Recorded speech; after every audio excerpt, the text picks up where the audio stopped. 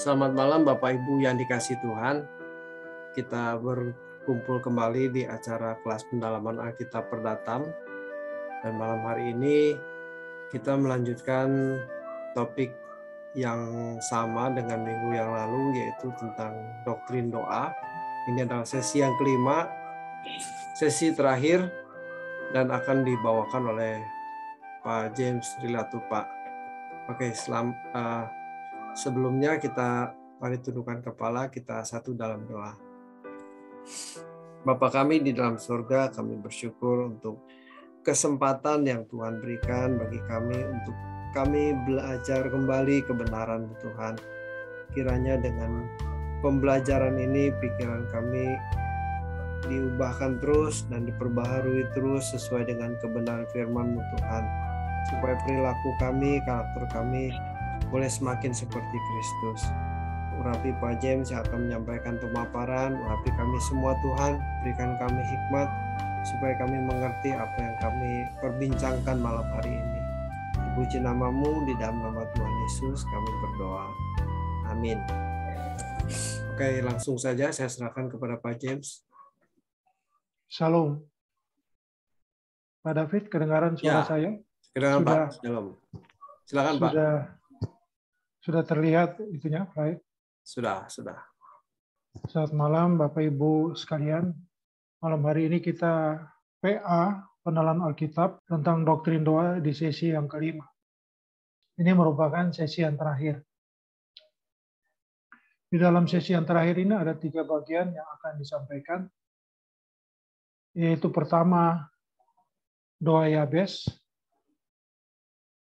Kedua, doa Bapa kami dan keselamatan.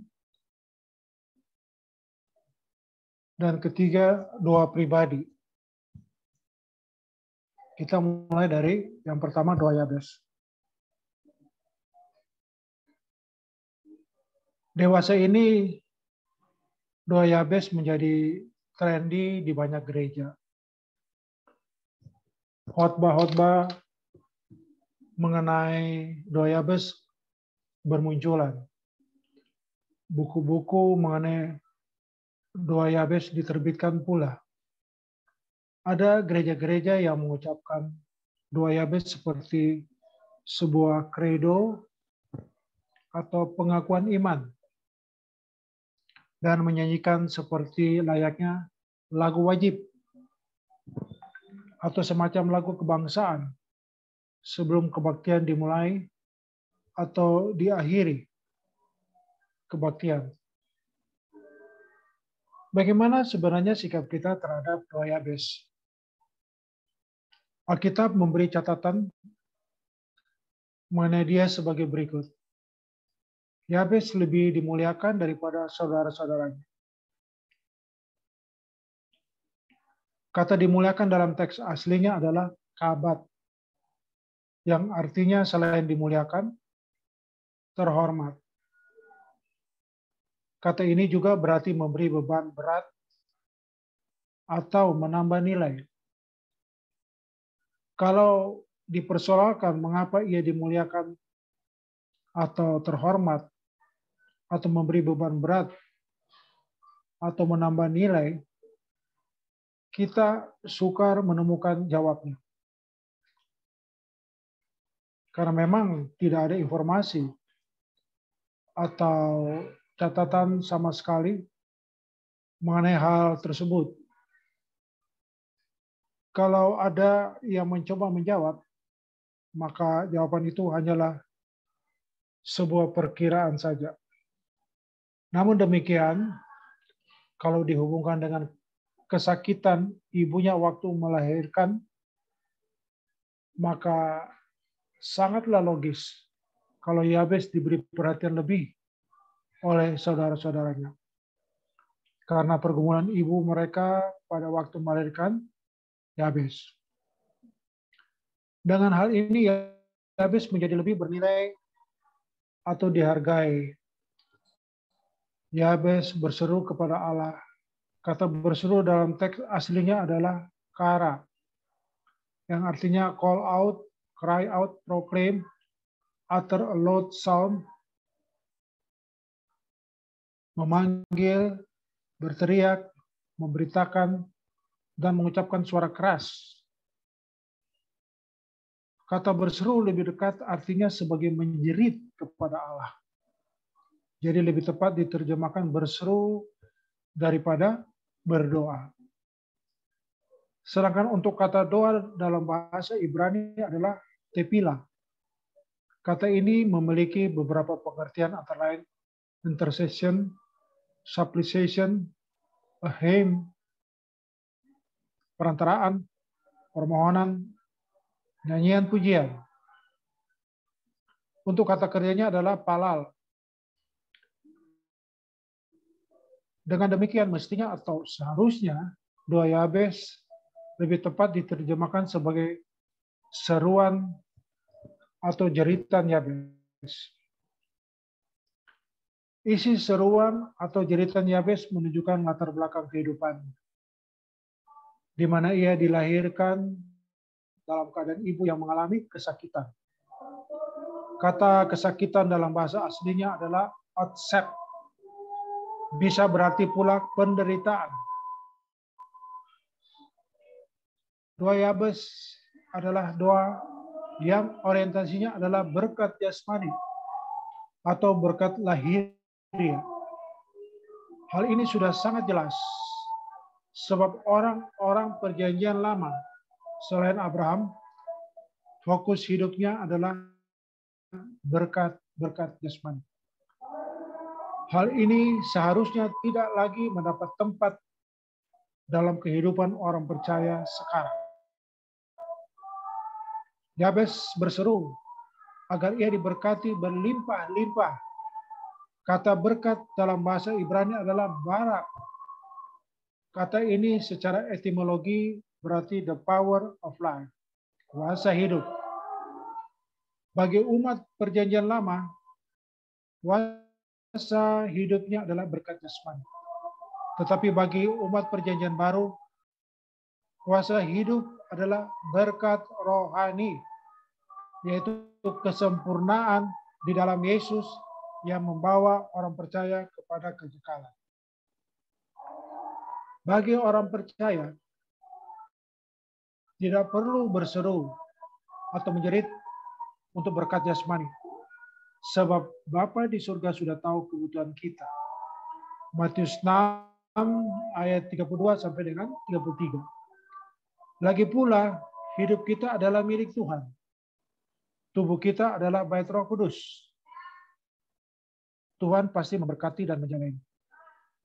Kalau kita mengandalkan Tuhan, kita mengandalkan untuk perkara-perkara rohani yang kita tidak dapat selesaikan dengan kekuatan kita sendiri.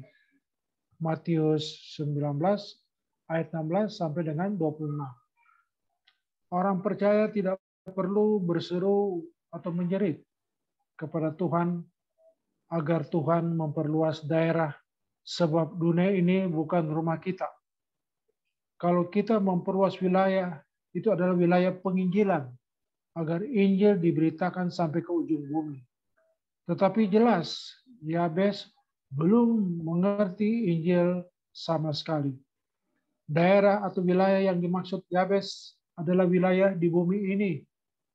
Bagi orang percaya, asal ada makanan dan pakaian, cukuplah. Ini berarti segala sesuatu hanya untuk Tuhan. Seharusnya harta kita yang sebenarnya milik Tuhan, kita gunakan untuk kepentingan Tuhan semata-mata, bukan rumah mewah, mobil mewah, dan lain sebagainya. Untuk kesenangan diri sendiri. Orang percaya tidak perlu berseru atau menjerit dan melindungi aku daripada malapetaka sehingga kesakitan tidak menimpa aku. Mengapa? Allah Bapa kita memperhatikan kita dengan sangat sempurna sampai rambut kepala kita pun terhitung. Ini berarti Bapa menyertai, melindungi, dan menjaga kita dengan sempurna. Tidak ada kata malapetaka dalam kamus hidup orang percaya. Sebab segala sesuatu yang terjadi dalam kehidupan manusia mendatangkan kebaikan. Roma 8 ayat 28. Bahkan kesakitan pun juga mendatangkan kebaikan. Aniaya yang diizinkan terjadi atau berlangsung dalam kehidupan orang percaya selama berabad-abad menunjukkan bahwa Tuhan sengaja mendatangkan kesakitan dan penderitaan kepada orang percaya. Tetapi penderitaan tersebut justru membawa orang percaya dimuliakan bersama-sama dengan Tuhan Yesus. Roma 8 ayat 17. Itulah sebabnya seharusnya orang percaya sudah tidak lagi berkubang pada doa Yabes, tetapi harus berkubang pada doa Bapa kami. Selanjutnya kita memasuki bagian kedua, doa Bapa kami dan keselamatan. Membahas mengenai hubungan antara keselamatan dengan doa Bapa kami. Sebenarnya doa Bapa kami merupakan formula kehidupan yang seharusnya sudah dikenakan oleh manusia. Keselamatan adalah usaha Tuhan mengembalikan manusia kepada rancangannya semula. Keselamatan hendak membawa manusia kepada kehidupan seperti yang dikehendaki oleh Allah sejak semula, yaitu bagaimana menjadi manusia seperti yang Bapa inginkan. Sebelum manusia jatuh dalam dosa, manusia diharapkan untuk hidup seperti yang Tuhan kehendaki. Juga dalam relasinya dengan Bapa. Dari kenyataan bahwa bumi berkeadaan harus dikembangkan, Kejadian 1 ayat 8 sampai 29, dan dalam proses penciptaan, Tuhan menciptakan dengan tahapan-tahapan yang ketat.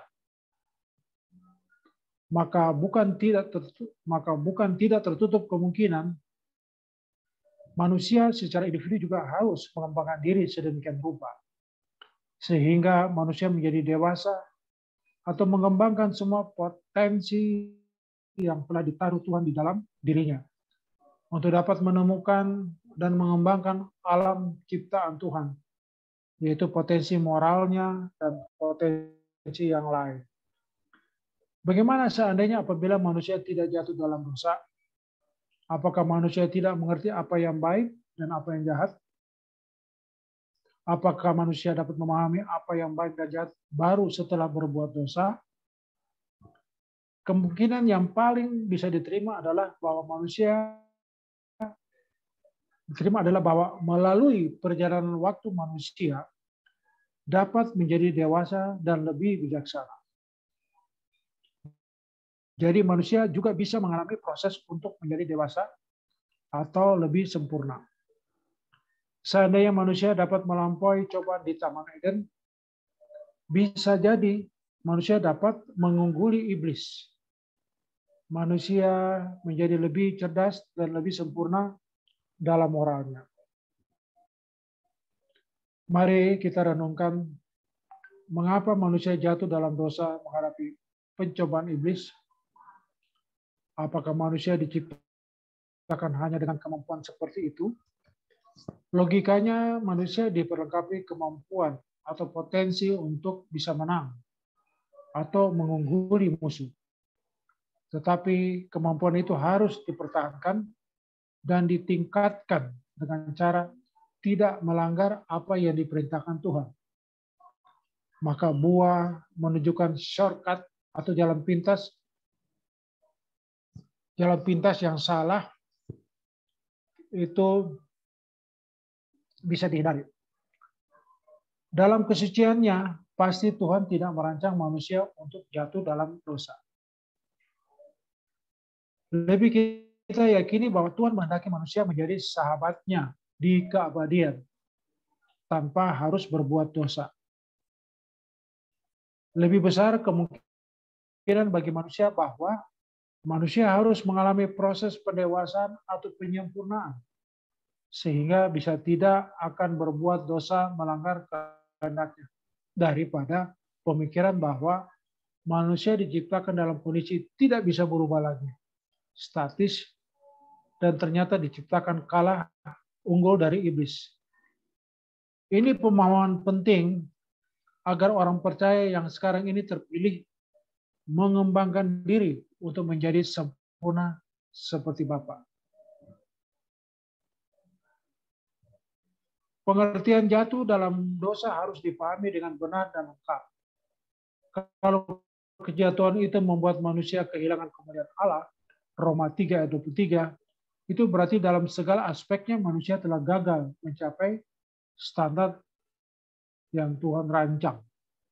Manusianya sendiri telah rusak, tidak memiliki keadaan segambaran dengan Allah dan bumi dalam keadaan terhukum. Kejadian 3. Ketika Tuhan Yesus mengajarkan doa Bapa kami, Tuhan Yesus mengarahkan orang percaya kepada suatu gaya hidup orisinal yang harus dimiliki setiap makhluk yang disebut manusia. Dengan demikian, belajar doa Bapa kami berarti belajar untuk menemukan peta dari kehidupan manusia yang dirancang Allah Bapa sejak semula. Di dalam Matius 6 ayat 9 sampai 13, Tuhan Yesus mengemukakan kalimat-kalimat dalam doa Bapa kami. Dalam doa Bapa kami terdapat formula kehidupan bahwa hubungan Allah dengan manusia adalah hubungan Bapa dan anak. Bapa adalah Bapa yang memiliki tahta. Dia bukan Allah gelandangan yang tidak memiliki tahta. Anak-anak Bapa dipanggil untuk hidup hanya untuk memuliakan Bapa. Bapa memiliki kerajaan, di mana kehidupan manusia sebagai anak hanya untuk menghadirkan kerajaan Bapa dan hidup dalam pemerintahannya. Anak-anak Allah dipanggil hanya untuk melakukan kehendak Bapa. Selanjutnya, anak-anak Bapa harus bekerja untuk memenuhi kebutuhannya. Di dalamnya sekaligus mengelola bumi sesuai dengan mandat budaya yang Allah berikan sejak penciptaan. Anak-anak Bapa harus selalu memiliki hubungan yang ideal dengan Bapa. Untuk itu tidak boleh ada dosa. Jika ada dosa, maka anak-anak Bapa harus segera menyelesaikannya dengan Bapa. Terkait dengan pengampunan dosa, anak-anak Bapa harus mengampuni sesamanya. Hal ini menunjukkan bahwa anak-anak Bapa harus memiliki kasih seperti Bapa. Anak-anak Bapa tidak boleh membawa diri kepada keadaan di mana bisa atau mudah berbuat kejahatan. Ini adalah panggilan untuk hidup suci. Kita masuk di bagian yang ketiga, yaitu doa pribadi. Berdoa adalah hal yang paling penting dalam kehidupan manusia. Sebab dengan berdoa, seseorang dapat berhubungan dengan Tuhan. Perhatikan bahwa orang yang sangat beruntung adalah orang yang memiliki kesukaan berdoa. Mengapa? Pertama, orang yang suka berdoa adalah orang yang tidak jauh dari berkat Tuhan. Sebab orang yang hidup dalam doa adalah orang yang memiliki sumber berkat, yaitu Tuhan sendiri. Berdoa akan membuat hubungan kita dengan Tuhan semakin dekat. Menyadari hal ini, pemazmur berkata, satu hal telah kuminta kepada Tuhan, yaitu diam di rumah Tuhan. Mazmur 27 ayat 4. Diam di rumah Tuhan artinya duduk diam di kaki Tuhan dalam doa. Kedua, orang yang suka berdoa adalah orang yang menjadi kekasih Tuhan. Dan Tuhan selalu membela orang-orang yang dikasihinya. Berdoa mendatangkan berkat Tuhan atau memperoleh sesuatu yang baik dari Tuhan. Tuhan Yesus sendiri berkata, siapa yang meminta akan menerima. Matius 7 ayat 7 sampai dengan 11. Adalah sangat bodoh kalau seseorang tidak mau hidup dalam doa. Sejatinya berdoa tidak dibatasi oleh waktu dan ruangan. Artinya bahwa kita bisa berdoa atau bercakap-cakap dengan Tuhan kapan saja dan di mana saja. Bisa sambil duduk di ruang tamu, sambil mengendarai mobil, sedang bekerja di kantor, menghadapi teman bisnis, dan lain-lain sebagainya. Dalam hal ini, firman Tuhan berkata, tetaplah berdoa. 1 Tesalonika 5 ayat 17. Walau kita bisa berdoa setiap waktu, di mana saja, kapan saja, dan sambil melakukan pekerjaan, tetapi kita harus tetap menyediakan waktu secara khusus setiap hari untuk berdoa secara khusus. Ingat, waktu yang kita sediakan secara khusus. Kalau kita membaca Alkitab, kita menemukan bahwa ada beberapa tokoh yang memiliki waktu khusus untuk berdoa. Contohnya, Daniel, seorang pejabat istana yang sibuk, tetapi ternyata ia mempunyai waktu khusus untuk berdoa. Daniel 6 ayat 11. Kita perlu memperhatikan dalam ayat ini, dalam kamar atasnya ada tingkap-tingkap yang terbuka ke arah Yerusalem. 3 kali sehari ia berlutut, berdoa serta memuji Allah seperti yang biasa dilakukannya. Dari ayat ini kita dapat mengetahui bahwa ternyata Daniel membiasakan diri berdoa setiap hari. Petrus, ia juga memiliki jam doa pribadi. Kisah Para Rasul 10 ayat 9. Dalam doa pribadi tersebut, Petrus mendapat penglihatan dari Tuhan. Jam-jam doa kita menjadi sangat berharga. Sebab pada saat itu Tuhan menyatakan kehendak-Nya. Dalam Alkitab sering diceritakan mengenai tokoh-tokoh Alkitab. Yaitu sebelum mereka mengambil keputusan, selalu meminta petunjuk Tuhan terlebih dahulu. Tuhan Yesus, ia juga memiliki jam doa khusus. Matius 14 ayat 23, Markus 1 ayat 35. Dalam Alkitab kita menemukan satu pelajaran rohani yang berharga sekali. Yaitu sebelum Tuhan Yesus memilih murid-muridnya, ia berdoa semalam-malaman, Lukas 6 ayat 12-16. Berdoa akan membuat seseorang mengerti kehendak Tuhan, atau memahami apa yang harus diputuskan dalam menghadapi pilihan-pilihan atau persoalan dalam hidup. Yaitu Yakobus 4 ayat 13 sampai dengan 17. Hal ini memberi pelajaran bagi kita agar sebelum mengambil keputusan selalu meminta petunjuk Tuhan terlebih dahulu. Tuhan berkata, berjaga-jagalah kamu supaya kamu tidak jatuh dalam pencobaan. Matius 26 ayat 41. Berdoa membuat seseorang makin mengalami kuasa Tuhan. Seorang pelayan Tuhan tidak dapat melayani dengan sukses tanpa berdoa. Yesus pernah berkata bahwa ada 2 jenis yang tidak bisa diusir kecuali dengan doa dan puasa. Matius 17 ayat 21. Dalam hal ini nyata bahwa di dalam doa ada kuasanya. Kalau untuk manusia kita menyediakan waktu khusus, maka terlebih untuk Tuhan kita juga harus menyediakan waktu khusus. Demikian pula kalau kita mengasihi Tuhan, maka kita harus juga menyediakan waktu khusus untuk Tuhan. Kita mengatakan mengasihi Tuhan, tetapi kalau kita tidak menyediakan waktu khusus bagi Tuhan dalam doa, sama dengan bohong. Orang yang mengasihi Tuhan pasti menyediakan waktu untuk Tuhan. Walaupun kita sangat sibuk dengan acara dan kegiatan, tetapi waktu khusus untuk Tuhan tetap harus disediakan dengan ketat. Baik pada pagi, hari maupun pada malam hari. Inilah yang memberkati hidup kita dengan keluarga kita. Kita sangat berharap mulai hari ini kita menyediakan waktu khusus untuk Tuhan. Hal ini demi kebahagiaan kita sendiri. Kita harus menyediakan waktu setiap hari minimal 30 menit untuk berdoa dalam doa pribadi.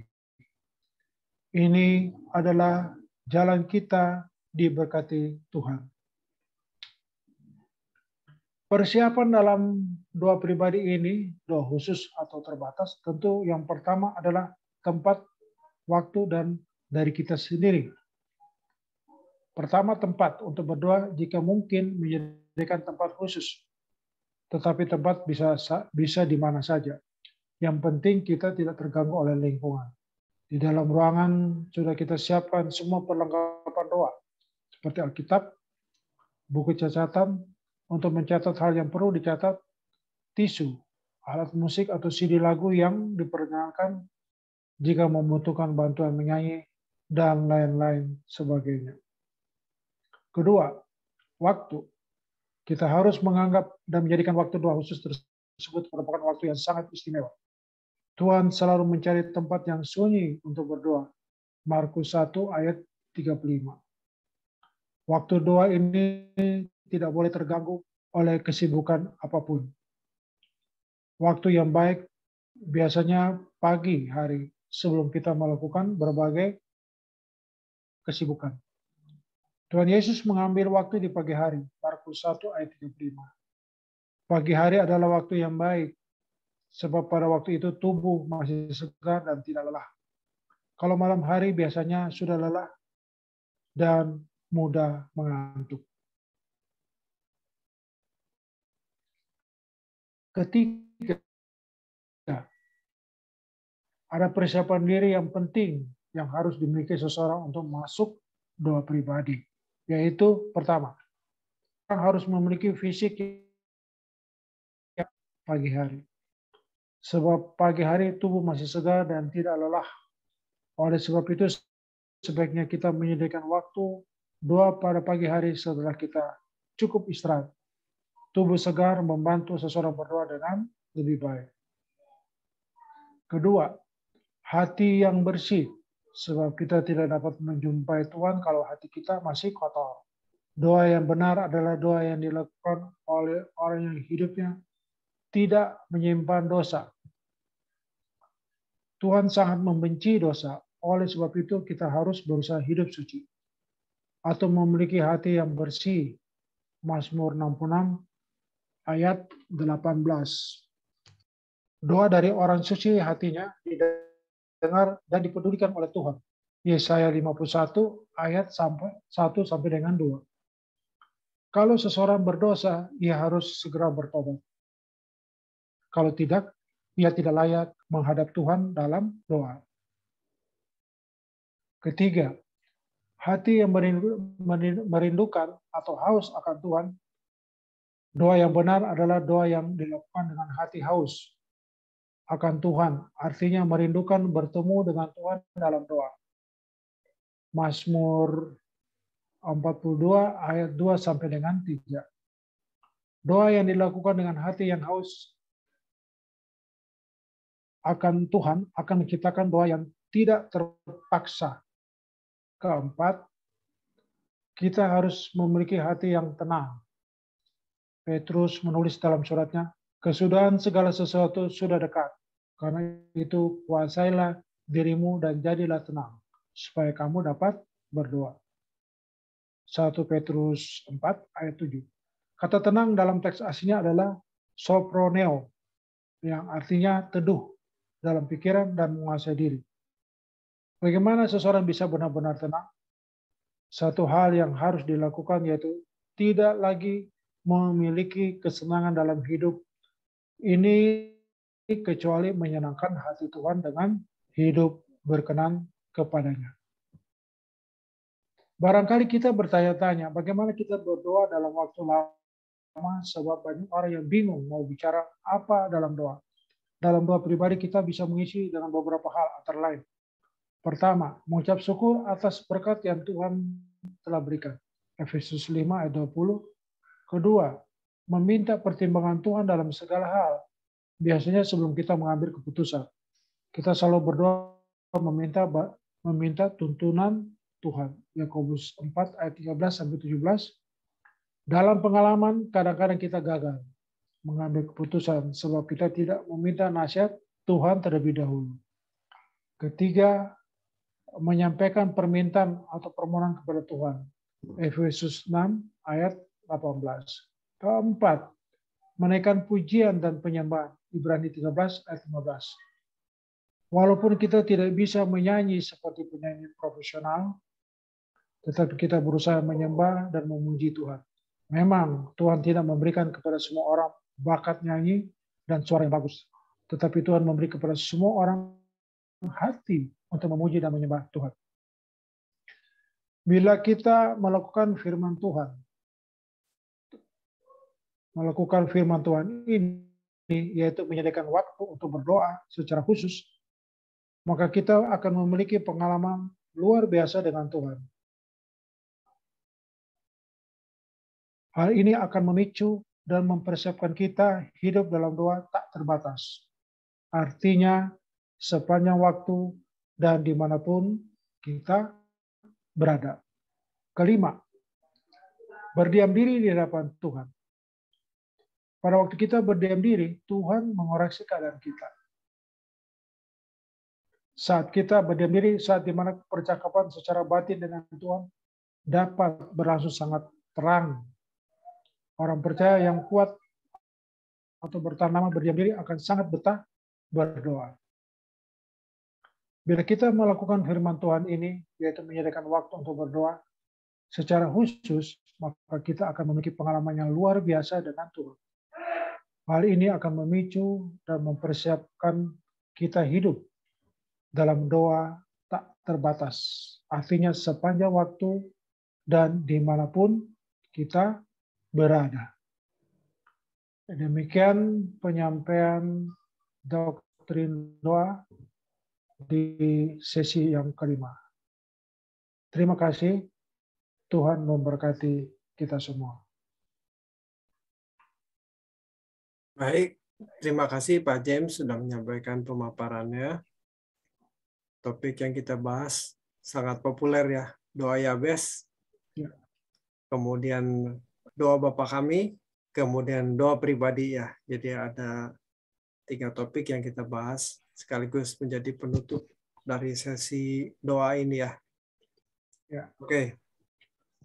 Minggu depan kita topik yang baru, Yesus yang lain. Kita akan bahas buku ini. Ini menarik sekali. Banyak pengajaran-pengajaran yang spiritnya bukan apa yang diajarkan oleh Tuhan Yesus. Jadi kita masih hati-hati nih. Wah, jangan-jangan yang kita dengar itu pengajaran yang bukan dari berdasarkan Injil yang murni gitu ya. Cuma kemasannya Kristen, tetapi bukan Kristen gitu.